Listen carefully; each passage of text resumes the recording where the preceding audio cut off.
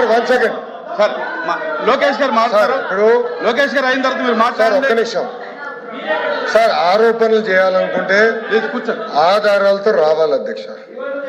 అధ్యక్ష, గత 10 సంవత్సరాలుగా మా బాబు పుట్టినరోజు నాడు మార్చి 21న మేము అన్నదానం చేస్తున్నాం.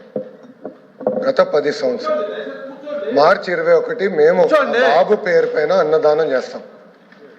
మీరు అలాంటి వాళ్ళపైన ఆరోపణలు చేస్తున్నారు. నంబర్ 1. నంబర్ 2, అదేమంటాడు L3 వచ్చారంటే L3 వస్తే రాదు కదా అధ్యక్ష, L1 వాళ్ళకి వస్తుంది అధ్యక్ష. కామన్ సెన్స్ ఉండాలి. నంబర్ 2. నంబర్ 3 అధ్యక్ష, మళ్ళీ నేను ఛాలెంజ్ చేస్తున్నా అధ్యక్ష.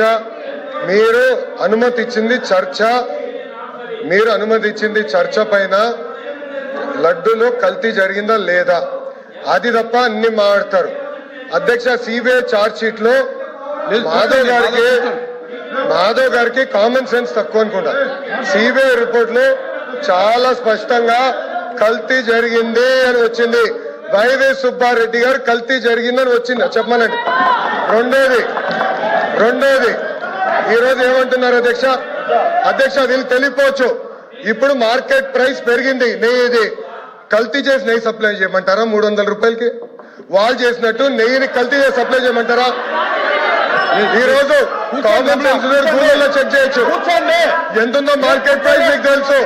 కావాలని ఆరోపణలు చేశాను మీరున్నారు ఇక్కడ. మళ్ళీ చెప్తున్నా నేను మా కుటుంబం కానీ అపారమైన గౌరవం దేవుడు అంటే. మేము ఏనాడు మాకు రైట్ ఉన్నా ముఖద్వారం నుంచి నడవాలా. క్యూ కాంప్లెక్స్ నుంచి వెళ్ళిన ఘనత మాది.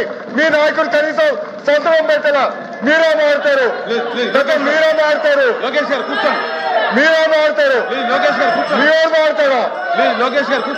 చెప్పేవాళ్ళు సిగ్గుండాలి. కల్తీ జరగలేదంటారా? దేవుడు వదిలిపెట్టాడు. మాధవ్ చెప్తున్నా, దేవుడు మిమ్మల్ని వదిలిపెట్టాడు. టైం అంటే వేసుకోబోదాడు. చివరిగా సోమవీర్రాజు గారు మాట్లాడతారు 10 నిమిషాలు. తదుపరి మంత్రి గారు రిప్లై ఇస్తారు. ప్లీజ్.